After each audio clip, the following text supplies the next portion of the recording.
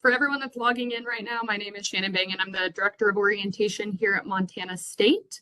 Emily Edwards, can you please give a thumbs up if you can hear me? Yes. Okay, great, thank you. Just wanted to confirm that before I continue. For everyone that's kind of logging in, this is our Orientation 101 for new staff. So whether you're new to MSU, maybe just new to a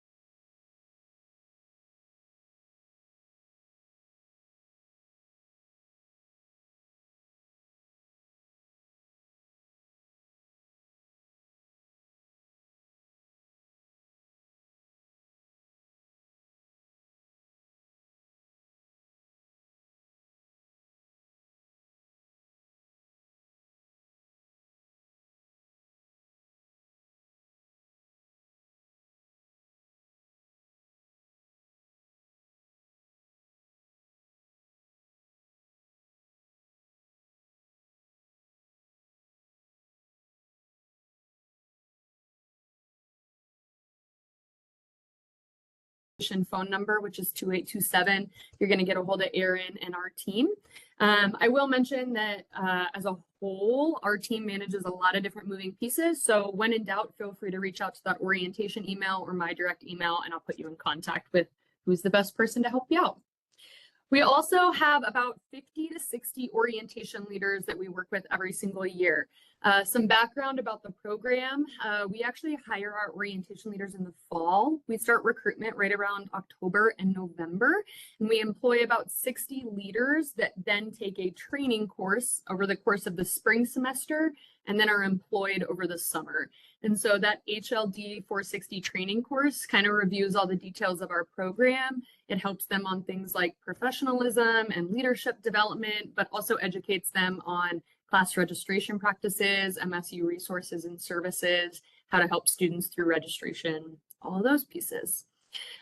We do have a new structure this year. So essentially we have 2 coordinators, which kind of help our students as kind of the main point of contact for all of our students. We also then have 6 college leads. College leads are essentially going to be a point of contact for specific academic colleges.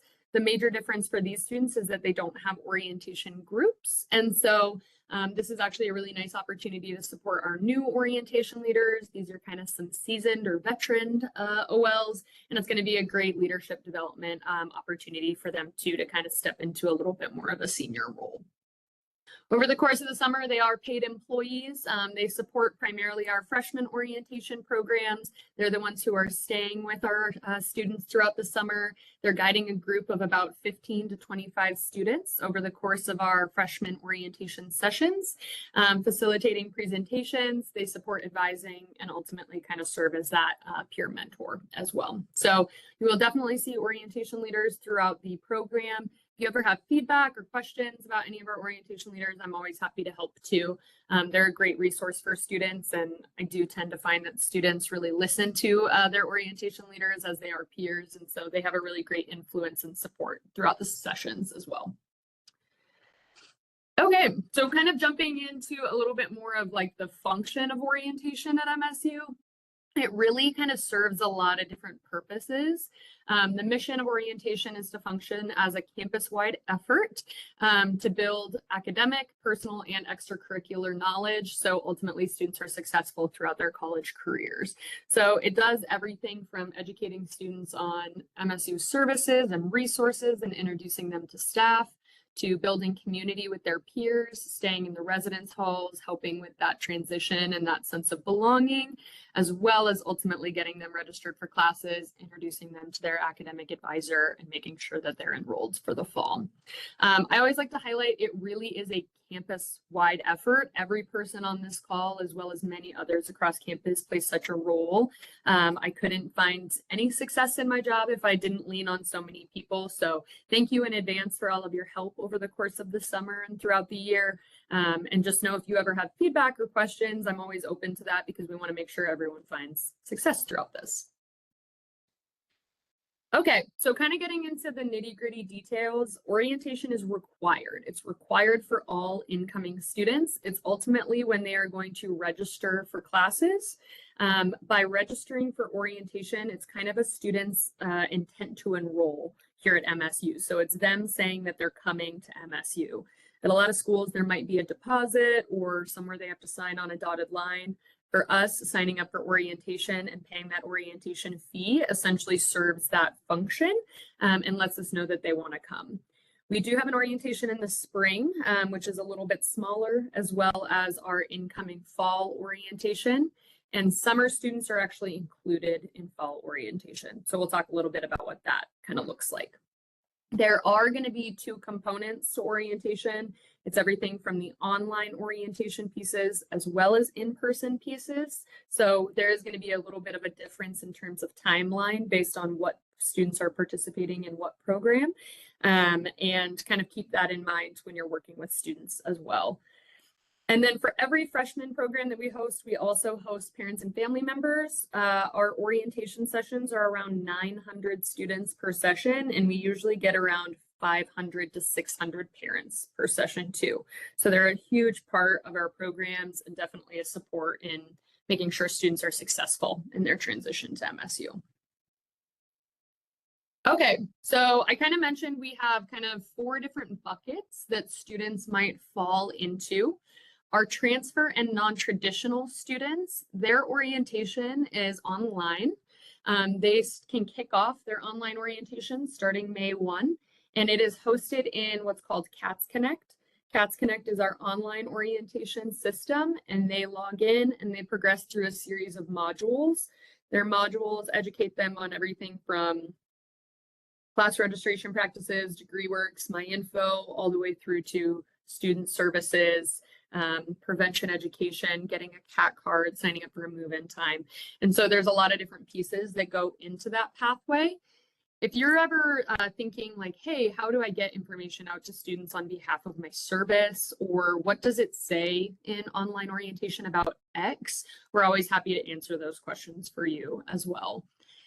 For our transfer and non-traditional students, when they are progressing through those modules, they're going to hit near the end of their online orientation an item that shows them how to schedule an appointment with their academic advisor. So when completing that online orientation, they're then prompted to schedule that appointment. They are going to reach out to their advisor, request an appointment, discuss all things advising and class registration. And then ultimately at the end of that appointment is when they get their advising PIN and their registration information. So if students do not participate in that advising appointment, they can't just go ahead and register because they don't actually have the PIN to then take that step. I do want to highlight that our team, with help from the registrar's office, sets those registration times. And so if you're ever seeing a student that doesn't have a registration time, please reach out to me or my new student programs team and we can dig into it, because that kind of likely means that it's impacting more than one student that might be having that difficulty. When students are completing the online orientation, they have a priority deadline of July 9th. Realistically, students can commit to MSU all the way through the first day of school. And so we are encouraging these students to take action by July 9th, but there will be students that actually still sign up for orientation all the way into August. And so if students apply and attend MSU after July 9th, their priority deadline is just as soon as possible. They get through, they schedule themselves for classes, they're good to go, and then they are invited to an optional in-person program, which aligns with the start of school, and it aligns with some of our freshman August programming. And so that's an opportunity for them to attend a transfer student social, learn a little bit more about MSU services, maybe walk around on a campus tour with their class schedule, and kind of serves as a nice stop for them to make sure that they have all of their questions answered. For our veteran and international students, it is a very similar process to our transfer and non-trad, but I like to point out these two groups because they do have mandatory in-person programming that takes place in August. And so veteran students have a veteran orientation pathway that they progress through. They schedule an appointment with the advisor, they register for classes, and then they are required to attend in-person programming on August 19th, so the day before school.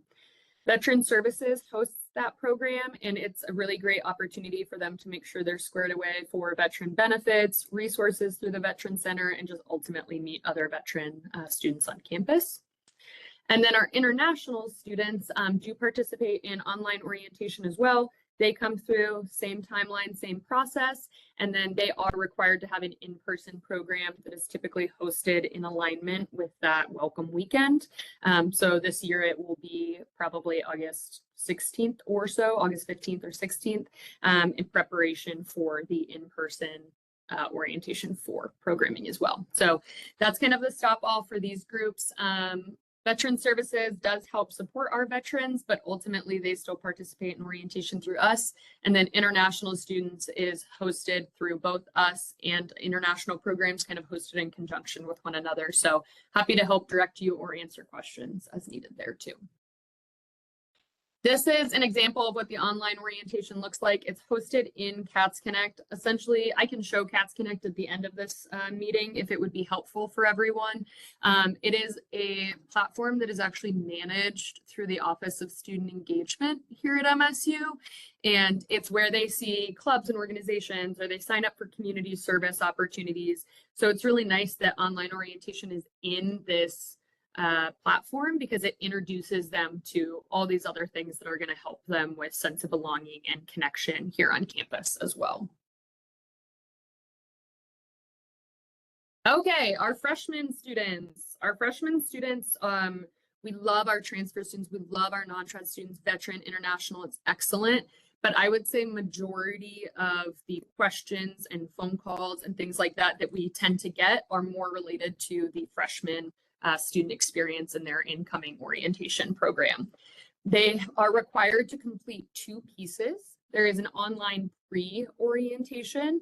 In that pre-orientation is essentially everything that's a little bit more transactional. So it's things like lifting their holds, submitting transcripts, participating in math and writing placement, participating in a questionnaire, all of those pieces. And then they are required to participate in in-person programming to register for classes and finalize their class schedule. Online pre-orientation also just launched. So it launched on May 1. And we are encouraging students to participate and complete their online orientation either by the Wednesday before their program or July 9th, whichever is sooner. So essentially our orientation 1 and 2 students will have a deadline that is the Wednesday prior to their session. For orientation 3, 4, as well as all of those online orientation students, their priority deadline is July 9th. The in-person program dates are listed out there for you. Our first one is June 9th through the 11th. We then turn around and host another one in June, July, and then August. I will highlight that August is a little bit unique and there are some differences that I'll kind of go over in just a moment because that one actually aligns with the start of school as well as move-in. So our pre-orientation self-paced deadline is the Wednesday before, and it's accessed through that Cats Connect platform. Really, if you have any thoughts on things that students can do in advance of them coming to in-person orientation, I am super open to throwing things into the online pre-orientation as long as it makes sense. The online pre-orientation is our way of also kind of tracking what students are keeping up and keeping up with actions, but maybe what students are also struggling a little bit. And so that really allows us to target students that are not participating in placement or not logging into their online pre-orientation and make sure that they're still getting all of their items completed before they come. The in-person sessions do have a capacity. Our June and July sessions have a capacity of 900, and then August has no capacity because we welcome any and all students that are then coming to that program before school starts. Last year, we had just over 900 students in August. This year, it will likely be a little bit bigger than that, but we usually track by mid-June, we'll kind of be able to see where we're at with those session numbers. Right now, we've already reached capacity for our 2 June sessions. And so we're tracking with encouraging students to attend July, and then if anything, August. It is a 2.5-day in-person program. I was actually just on a NOTA training, which is a national organization for orientation, retention, and first-year experience. And I was talking to folks and asking if they still have an in-person program, if it's online, what does it look like? And we have a kind of unique structure here at MSU, especially with our 2-night overnight stays. And so it's kind of fun that we have the opportunity to help build that connection in advance. It is essentially tours, information sessions, meeting with orientation leaders, meeting with advisors, and on that last half day is when they finalize their class schedules. They are going to be divided into groups based on their major, and so it is all mechanical engineering students or all nursing students. If there is a group that is maybe a smaller discipline, we will lump them together with like-minded majors. That's not always perfect, but we try our very best. And so, for example, that might be liberal studies, English, and history all have a group together as non-STEM letters and science students. I mentioned that the orientation leaders head up those groups, and they're typically anywhere from 15 to 23, 24 students in a group based on enrollment numbers and those students coming in. In June and July, students are required to stay on campus. For August, it is a little bit different because students are just moving here, and so they actually move straight into their assigned residence hall for that one. Lodging is provided on Monday and Tuesday, and meals are provided throughout. They get 6 meals provided as part of their orientation fee. And it's a $135 non-refundable fee that they complete when they sign up for orientation. If they don't either submit a fee waiver or pay that fee, we actually don't process it. We don't consider their registration complete until they've taken that action and completed their registration. Parent and family orientation. This is essentially an opportunity for students that register to attend. Their parents can then also participate and attend with them. It coincides with the sessions, and so it's the exact same time frame, exact same dates. And it is an opportunity for parents and family members to hear the same information, but in different sessions. We're really intentional about separating our parents from the students. And so students are kind of going along, and we're empowering them to take advantage of this experience and take control of their own academic experience from here on out. But parents and family members are then learning about resources or services to support them. It includes everything from information sessions. There's a social on Monday night. There's a brunch on Wednesday. So it's super rah, really exciting, really fun. Parents ultimately are really great, very grateful, and really excited to support their student in this transition. Parents and family members are responsible for lodging and majority of their meals. We do have the residence halls open during our orientation sessions for parents and family members. And so if they would like to stay on campus, they can. They have to separately request that. It's not built into their registration. And so if they want to do that, they can go ahead and do that through our orientation site, but it is not built into their program. For the parents and family members, it's $85 that covers the entire family. So whether it's a parent and a grandma, siblings, anyone that's welcome, that covers the entire family, not just one individual throughout that program. For June and July and August, you might have kind of been picking up there are a few differences between the sessions themselves. For all of our sessions, there are information sessions, tours, opportunities to engage with MSU staff and faculty. There's always a parent and family program and opportunities to participate in welcome activities once they come back in August. A couple of major differences between our summer sessions and the August session is that during the summer, students stay on campus in a residence hall. Fall, students are ultimately just moving into their assigned residence hall. And then for class registration purposes, during our June and July sessions, students are registering themselves. They're working with an academic advisor and finalizing their schedule. During our August session, we host what's called pre-registration. Pre-registration is where students are going through online pre-orientation and they're completing things like placement, they're confirming their major, they're lifting their holds, and then they participate in a questionnaire.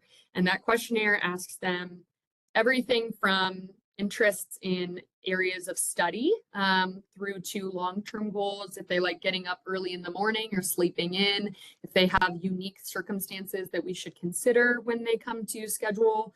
And so all of those details are collected in that questionnaire and then provided to advisors.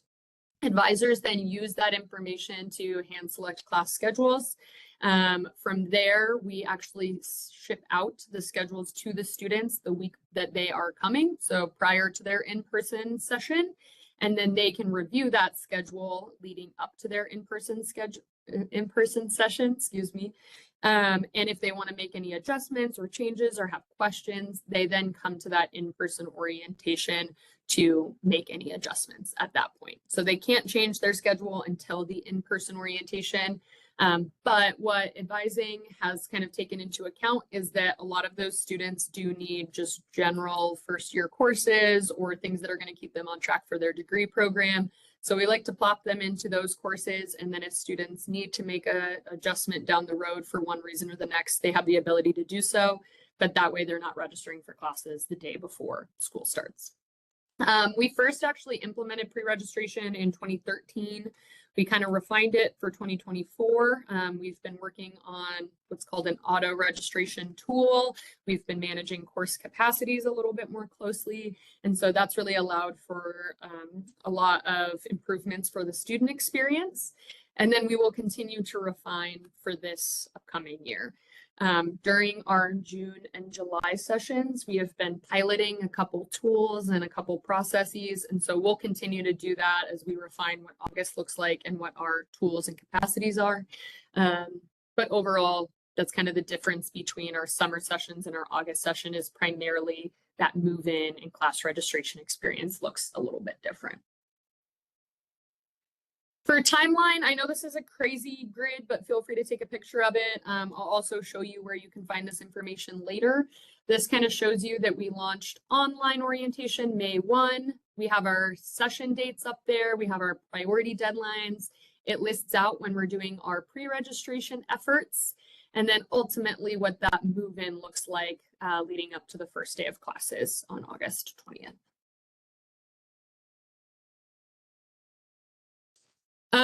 So kind of going into some of the operational pieces, and then we can kind of show you some of the resources and whatnot.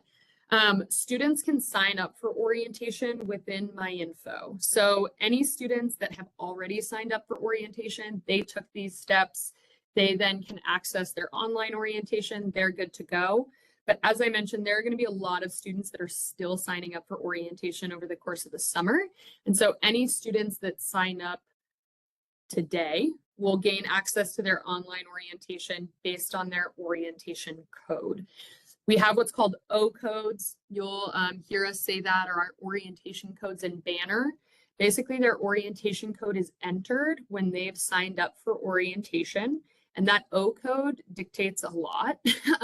It's what allows them access into various systems. It's what ultimately sets their registration time. It's our way of tracking information for reporting purposes. And so that's a really important piece of our process. It is a 24-hour to 48-hour role typically. So if students registered yesterday, as in Sunday, we processed their registration today, they would gain access to their online orientation overnight to start tomorrow. I think I saw a question in the chat about the fee, we do have a fee waiver request. We're waiving fees based on students that display financial need. There is not a travel fee for students, so they would still be responsible for the cost of travel, but ultimately we are waiving the cost of them for their orientation fee, the $135, which is non-refundable. The summer conference housing, I mentioned that parents and family members can stay on campus. That's an additional cost and registration for them, but we do have around 100 to 150 family members every single orientation that stay on campus. So really great opportunity for more affordable lodging here on campus while their student is also having that experience. And we do also have students that either arrive early or leave late. And so if a student wants to come in on the Sunday prior to orientation or maybe leave Thursday morning, we do have the opportunity for them to request that day before and day after association as well. Those O codes are listed on the side there for you. Again, I'll kind of show you a few resources where you can find that information. But the easiest way that I like to think of it is if you see an OF code, that means orientation freshman. If it is a transfer student, you will see a T, and if it's an international student, you'll see an I. So orientations 1, 2, 3, 4 are going to be our 4 freshman sessions. Non-trad is 5, veteran is 6, and then we have OT1 and OT6 for our incoming transfer students as well. A couple of unique populations that I always like to point out. Summer start students, they sign up for orientation in their MyInfo checklist, just like everyone else. Online orientation then launches May 1. And so if a student, let's say, is a summer start student that is taking classes in July, they can complete their online orientation starting May 1. They go through, they schedule an appointment with an advisor, and they would be knocking out both their summer classes and their fall classes through that advising appointment, all in one fell swoop. If it's a student that cannot do that in advance, they would just work with advising to essentially register for just that summer class, but then they would be required to still participate and complete the online orientation piece for their fall advising and their fall orientation. So it all kind of is based on the timing for that, but ultimately, as much as possible, we try to make sure that students can just come in and do it all at once and connect with their advisor one time as opposed to twice. Non-degree seeking students are not required to complete orientation. Our non-degree seeking students do get a letter from us, kind of walking them through general advising practices, CAT-CAR, D2L, which is now Canvas, but pieces like that. They are instructed to reach out to Advising Commons, and so advising then kind of helps them get registered for a class or two based on their non-degree seeking status. We do try as much as possible to prioritize our degree seeking students for class registration, so these students are typically not registering until a little bit later and closer to the start of school. And then our Gallatin College students, Gallatin College is managing their own orientation. And so it is also in Cats Connect, it is online, but ultimately Nicole Berg and her team are going to be the best contacts for that one because they can walk them through getting registered for specifically those courses that are offered through Gallatin. Okay, so I know I've hit a whole bunch of things. I'm talking really fast, but I want to make sure I can answer questions for you guys and show you a few resources if you're really interested. And so at this point, we've kind of introduced our team, what orientation looks like, and the timeline. I'm going to stop here and see if there are any questions. Feel free to either unmute yourself or throw anything in the chat, and I'm happy to answer those as well. Are there scholarships available for the fee and possibly travel to and from campus? There are not fee waivers associated with that travel, but ultimately we do have the fee waiver for the $135 for students. If there are any other questions, feel free to drop those in there. I do want to take a little bit of time to walk through the schedule. I am going to show you guys a freshman schedule from last year. So please note it's not going to be identical this upcoming year. I'm trying my very best to get information out for 2025. So you'll see a lot of emails and calendar invites coming your way. But ultimately the 2024 one kind of hits the high points for you. So you have some information there. Let me share my screen.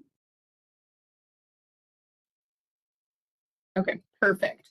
So hopefully you can see a freshman schedule here from 2024. This was our third orientation program. When students came to campus, they checked in. Students stay in North and South Hedges. And so they checked in on their assigned residence hall floor. They have a QR code. They walk up, they scan it, they go up and meet their orientation leader. It's a really efficient process compared to what we used to do. And so this has really improved kind of the flow of everything that morning.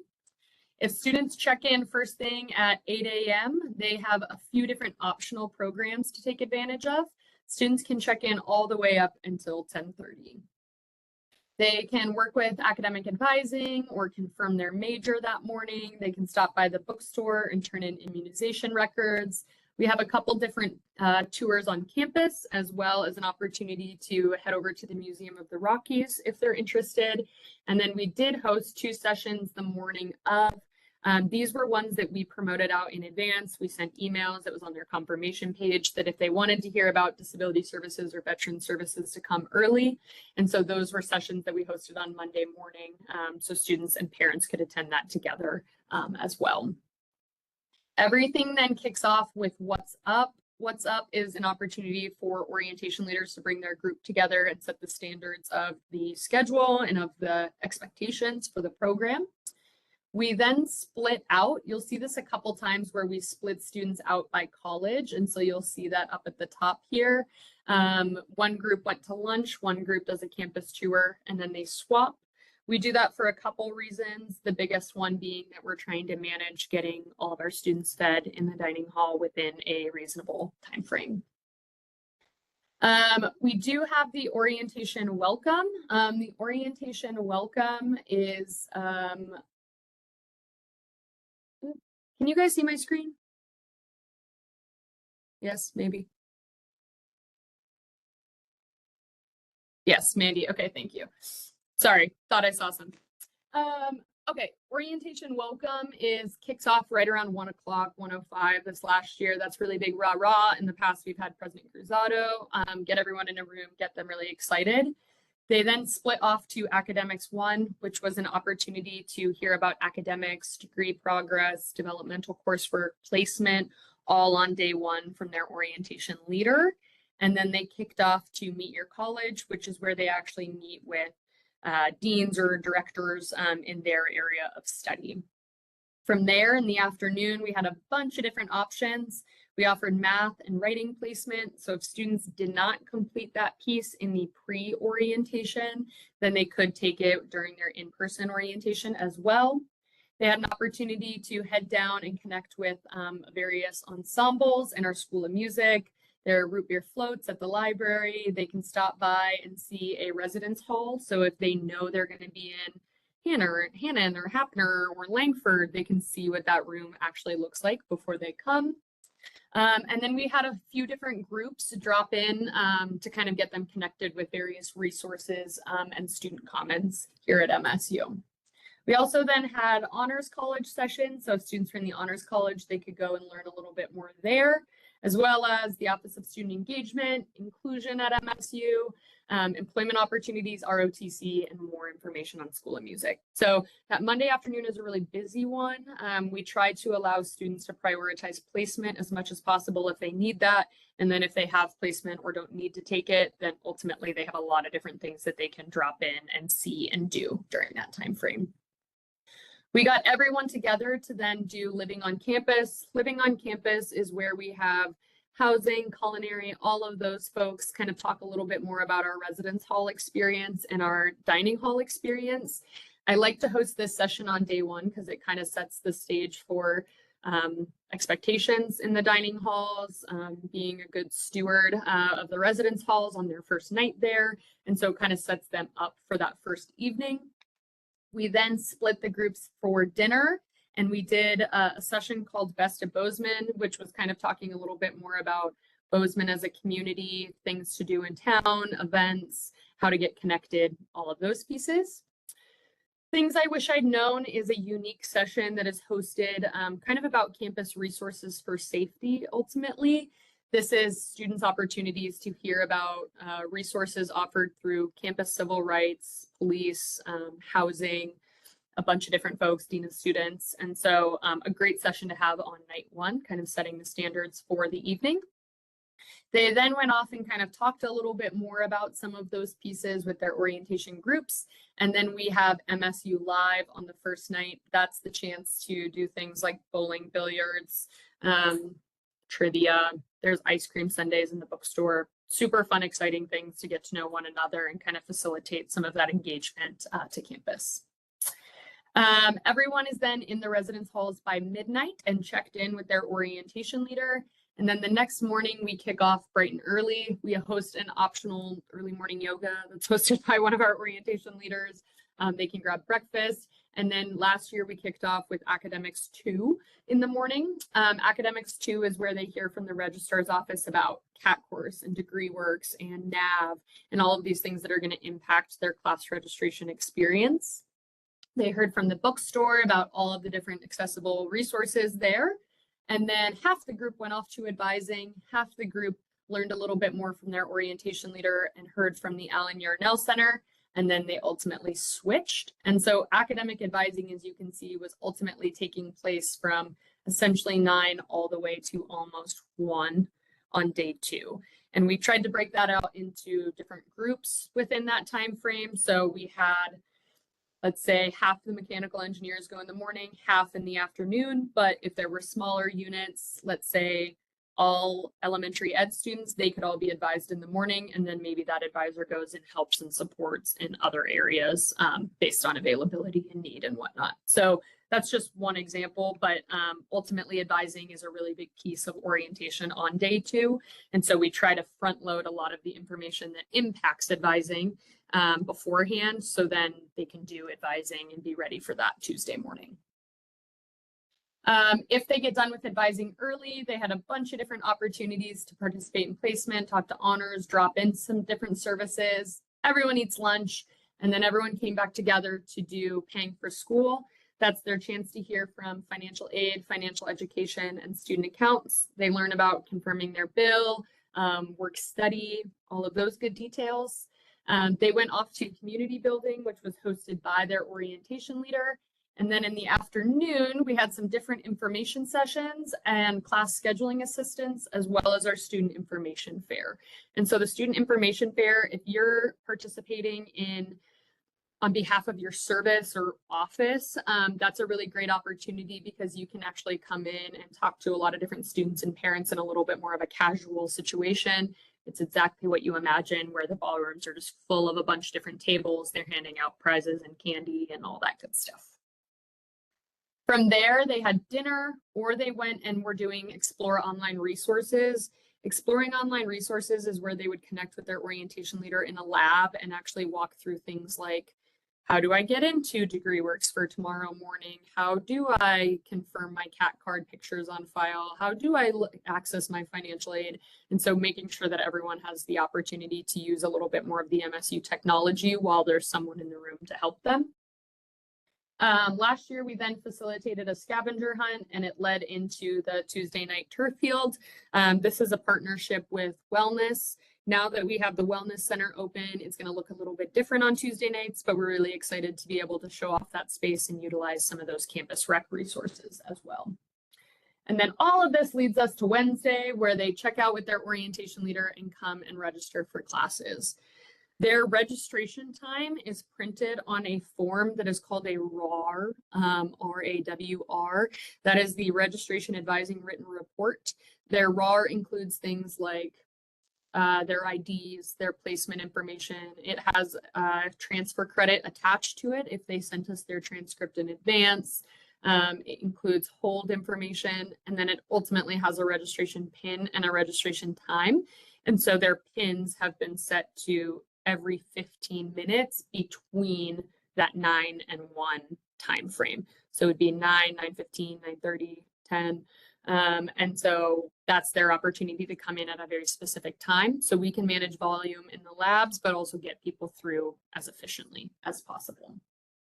There are some opportunities then on Wednesday if they want to connect with their parents and go to a paying for school session, or maybe stop by the residence halls again. That's their opportunity to do that on Wednesday before they check out. Cool. I'm going to stop there one more time and see if we got any more questions or anything that we can help with. Let's see.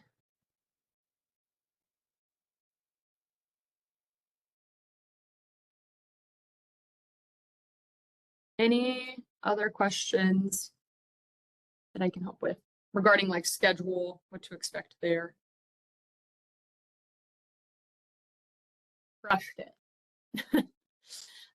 Okay, so what I'm going to show you guys now is some different resources for where to find information that might be helpful depending on whatever your unit is.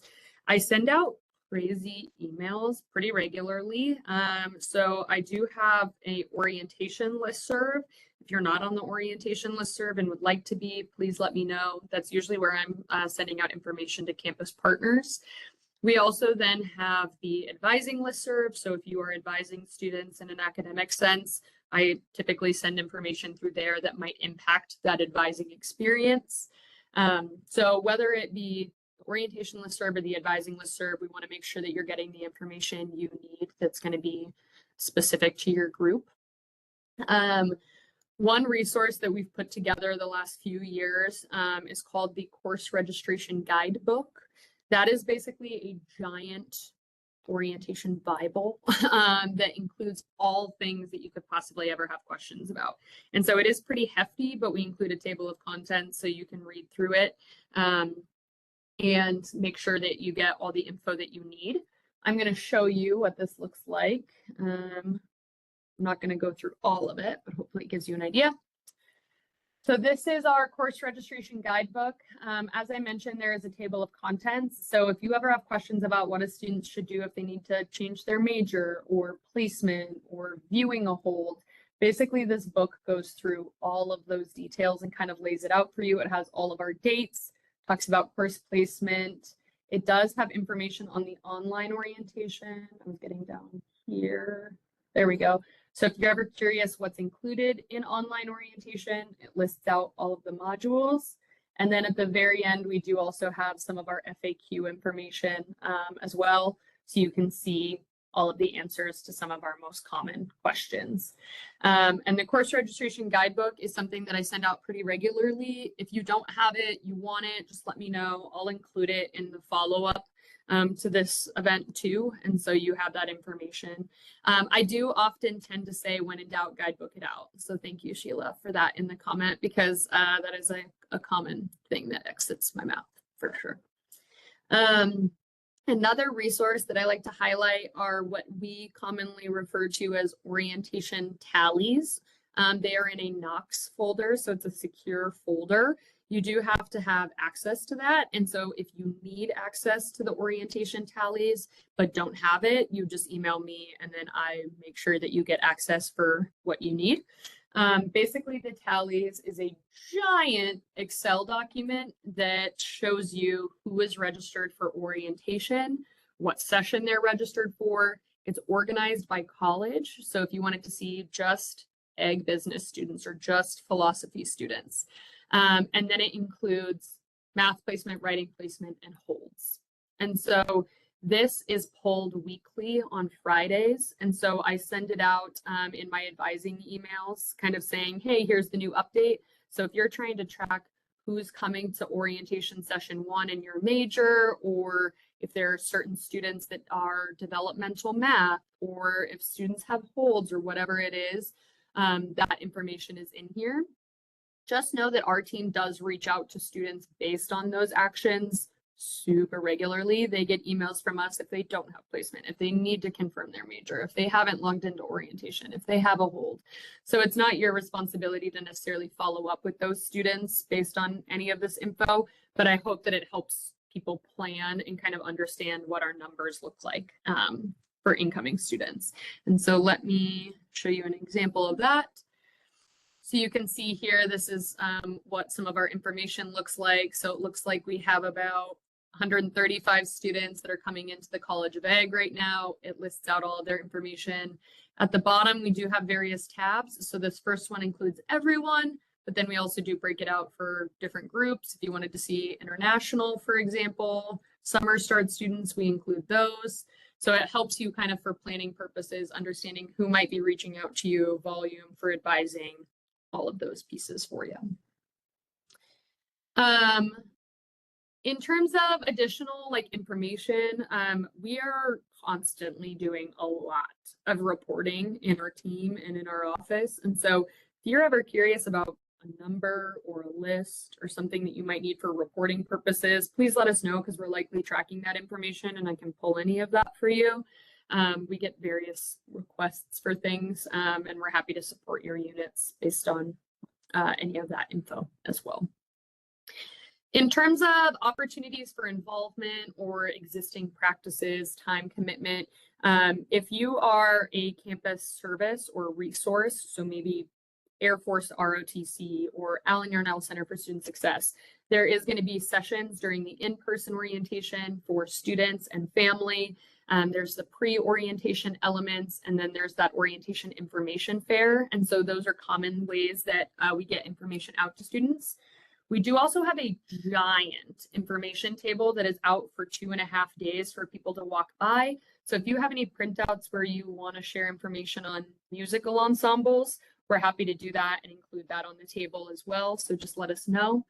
If you are a part of our advising team or on the academic side of things, you have a little bit more of some structured times of when your team helps, that being academic advising, of course, but then also there are some voluntold opportunities that Sheila and the advising team help organize. And that's things like supporting a registration lab or helping at check-in or whatever it might be. So just keep an eye out for those. It's a really great opportunity to interact with students, answer questions early, get some praise from parents, all that good stuff. So if you aren't necessarily involved in orientation, but would like to be more involved, I am always looking for help and for volunteers for check-in. Check-in takes place on Monday mornings of orientation, and it's really easy. You're just directing folks in and answering questions. And so I would love volunteers and support for that if you are so interested and have the time as well. Okay, I've hit on a lot of different things. Sheila and Emily, I'm putting you guys on the spot, but these guys are in from our advising groups. Is there anything that you think I didn't touch on that would maybe be valuable to highlight or things for the greater good of the group? Great. Covered it all, they said. Total pro. And what I will highlight is I really wasn't kidding when I said that it's a campus-wide effort. I work really closely with advising and registrar and so many campus partners and housing and conference services and catering and parking, and I could go on and on. And so we're just really thankful for all of your help and participation throughout the entire experience. If you have any questions or feedback leading up to these sessions or afterwards, please let us know. I am crazy about keeping feedback and looping back around on it and making massive documents and then showing that progress. And so if you have anything, please let us know because we'll make sure that we can answer those questions and get anything taken care of.